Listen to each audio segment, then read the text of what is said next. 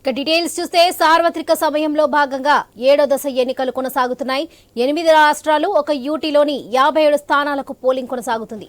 యూపీలో 13, పంజాబ్లో 12, బీహార్లో 8, బెంగాల్లో 9, హిమాచల్ ప్రదేశ్లో 4, ఒడిశాలో 6, జార్ఖండ్లో 3, చండీగఢ్లో 1 స్థానానికి పోలింగ్ జరుగుతుంది. ఈ దశలో ప్రధాని మోదీ పోటీ చేసే వారణాసి స్థానం కూడా ఉంది.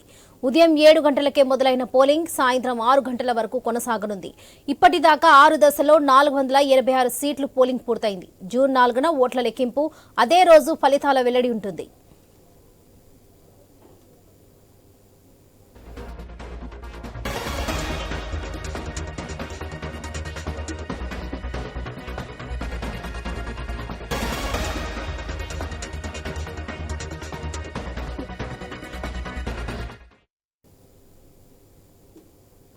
పంజాబ్లో మాజీ సీఎం చరణ్జీత్ సింగ్ చెన్నీ, కేంద్ర మాజీ మంత్రి హర్సిమ్రత్ కౌర్ బాదల్ తదితరులు వాటిలో తమ అదృష్టాన్ని పరీక్షించుకుంటున్నారు. రాష్ట్రంలో బీజేపీ, శిరోమణి అకాలీదళ్ 1996 తర్వాత తొలిసారి లోక్సభ ఎన్నికల్లో విడివిడిగా పోటీ చేస్తున్నాయి. ఉత్తరప్రదేశ్లో అధికార ఎన్డీఏ, విపక్ష ఇండియా కూటముల మధ్య ముఖాముఖి పోరు నెలకొంది.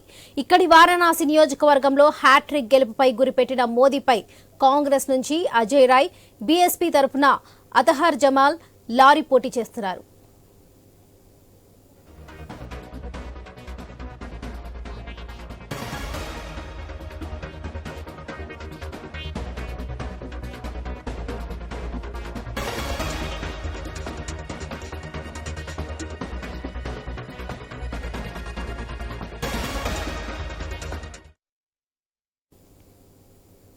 ఇప్పటికే పలువురు బీజేపీ నాయకులు ఓటు వేశారు. UP CM Yogi Adityanath, BJP జాతీయ అధ్యక్షుడు జేపీ నడ్డా తమ ఓటు హక్కు వినియోగించుకున్నారు.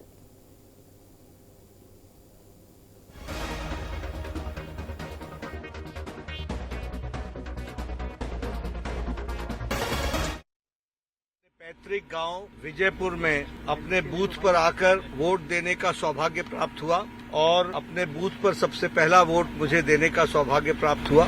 मैं सबसे अपील करता हूं कि सशक्त भारत के लिए, सक्षम भारत के लिए, सामर्थ्यवान भारत के लिए और आत्मनिर्भर भारत के लिए सभी मतदाता ज्यादा से ज्यादा मतों के साथ अपना मतदान का प्रयोग करें और सभी मतदाता भारी संख्या में आकर अपने मतदान का प्रयोग करके प्रजातंत्र को भी मजबूत बनाएं और भारत को समर्थ भारत, सक्षम भारत, आत्मनिर्भर भारत और विकसित भारत इस संकल्प को पूरा करने में अपना योगदान करें। आज प्रातः यहाँ मुझे अपने गांव वासियों से भी, अपने भाई बहनों से भी मिलने का सौभाग्य प्राप्त हुआ। मन को भी बहुत अच्छा लगा। पुराने मित्रों से भी मिलने का सौभाग्य प्राप्त हुआ। मैं इसको प्रजातंत्र का त्योहार मानता हूँ, उत्सव मानता हूँ और प्रजातंत्र को मजबूत करने का इस उत्सव को ज्यादा से ज्यादा लोग मनाएं और सामर्थ्यवान भारत को आगे बढ़ाने में अपना योगदान करें।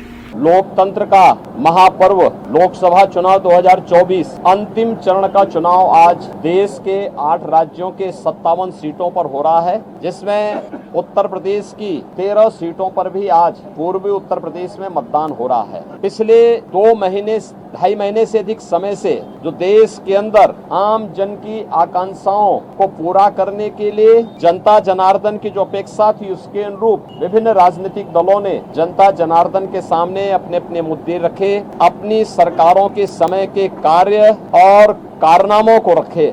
आज अंतिम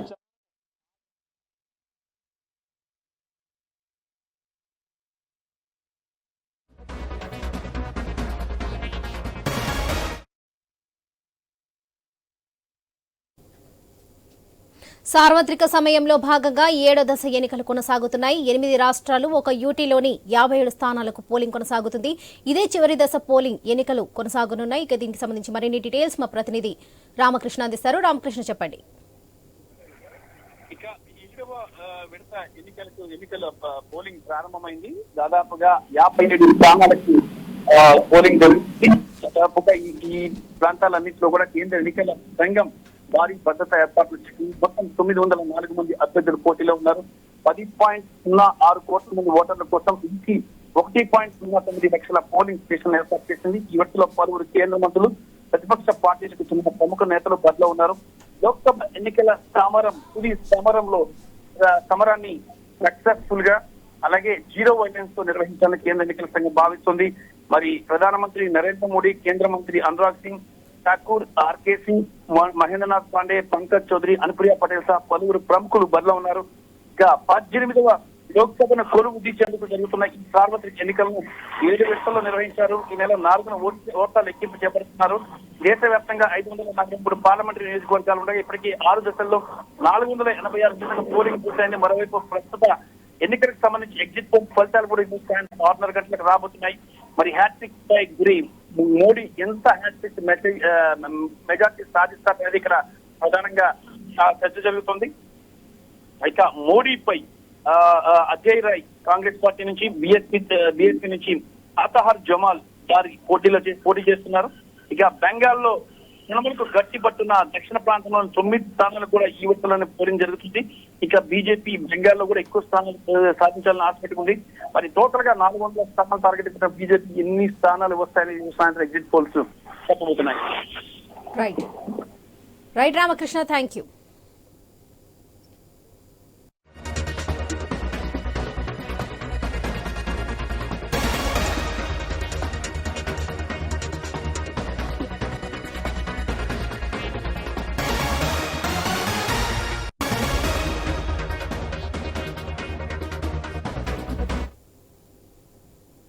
సార్వత్రిక సమరం తుది అంకానికి చేరుకుంది.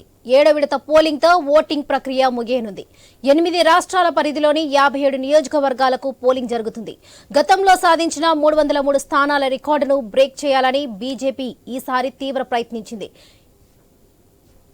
ఇది నెరవేరాలంటే చివరి దశ ఎన్నికలు ఆ పార్టీకి కీలకంగా మారాయి. 2019 సార్వత్రిక ఎన్నికల్లో ఎన్డీఏ కూటమి 353 స్థానాలను కైవసం చేసుకుంది.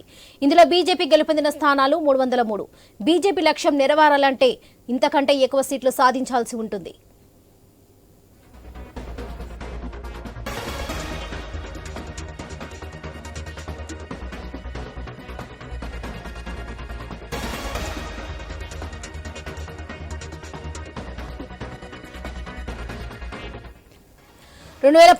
ఎన్నికల్లో తొలి 6 దశలో ఎన్నికలు జరిగిన నియోజకవర్గాల్లో బీజేపీ 278 స్థానాలను కైవసం చేసుకుంది. ఆ సమయంలో ఇంకో విడత పోలింగ్ మిగిలి ఉండగానే ప్రభుత్వం ఏర్పాటు చేసేందుకు అవసరమైన మ్యాజిక్ ఫిగర్ 272 కంటే 6 స్థానాలను ఎక్కువగా సాధించింది. తొలి 5 విడతల్లో 238 సీట్లు రాగా 6 విడతలో మరో 40 స్థానాలు తన ఖాతాలో చేరాయి. కానీ చివరి దశలో మాత్రం బీజేపీ బోల్తా పడింది. 2019లో 7వ విడతగా 57 లోక్సభ స్థానాల పరిధిలో పోలింగ్ జరిగింది. ఇందులో కేవలం 25 చోట్ల మాత్రమే బీజేపీ విజయం సాధించింది. మొత్తం 7 విడతల్లో బీజేపీ అతి తక్కువ స్థానాలు సాధించింది. ఈ దశలోనే తాజాగా 7వ దశలో ఉత్తరప్రదేశ్, బీహార్, జార్ఖండ్, హిమాచల్ ప్రదేశ్, చండీగఢ్లోని 29 స్థానాల్లో, పంజాబ్లో 13, బెంగాల్, ఒడిశా రాష్ట్రాల్లో 15 చోట్ల జరగనుంది.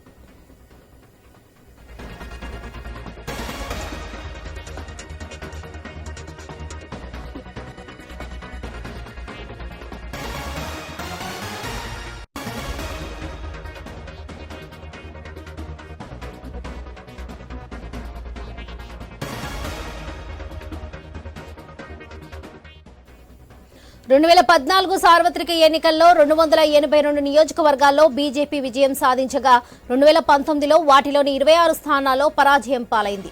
అంటే గతంలో గెలిచిన దాదాపు 10% స్థానాలను కోల్పోయింది. అయితే తూర్పు భారతంలో ఎక్కువ సీట్లు రావడంతో ఆ ఖాళీ భర్తీ అయింది. తాజా లోక్సభ ఎన్నికల్లోనూ గతంలో సాధించిన 303 స్థానాల్లో 10% మేర నష్టం ఉండొచ్చని రాజకీయ నిపుణులు అంచనా వేస్తున్నారు. అయితే ఈ నష్టాన్ని ఉత్తరప్రదేశ్, దక్షిణ భారతంలో భర్తీ చేయొచ్చని బీజేపీ ధీమాగా ఉంది. ఉత్తరప్రదేశ్లో చివరి విడతలో ఇండియా కూటమి నుంచి బీజేపీకి తీవ్ర ప్రతిఘటన ఎదురవుతుంది. పూర్వాంచల్ ప్రాంతంలో సమాజ్వాదీ పార్టీ, కాంగ్రెస్ కూటమిగా ఏర్పడటం బీజేపీకి ఇబ్బందిగా మారింది. ఈ ఎన్నికల్లో నాన్ యాదవ్ ఓటు బ్యాంకును ఆకర్షించేందుకు ఇండియా కూటమి ఎక్కువగా ఓబీసీ సామాజిక వర్గానికి చెందిన వారికి సీట్లు కేటాయించింది. ఇది బీజేపీపై ప్రభావం చూపించే అవకాశం ఉంది.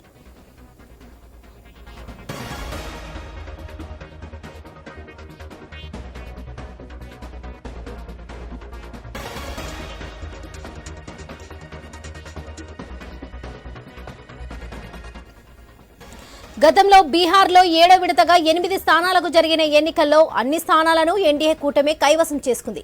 అయితే తాజాగా ఇండియా కూటమిలో సభ్యుడైన తేజస్వి యాదవ్ యువత ఓటర్లను ఆకర్షించే ప్రయత్నం చేశారు. తాను డిప్యూటీ సీఎంగా ఉన్నప్పుడు భారీగా ఉద్యోగ కల్పన చేశారంటూ సీఎం నితీష్ కుమార్ ను తక్కువ చేసి చూపించారు.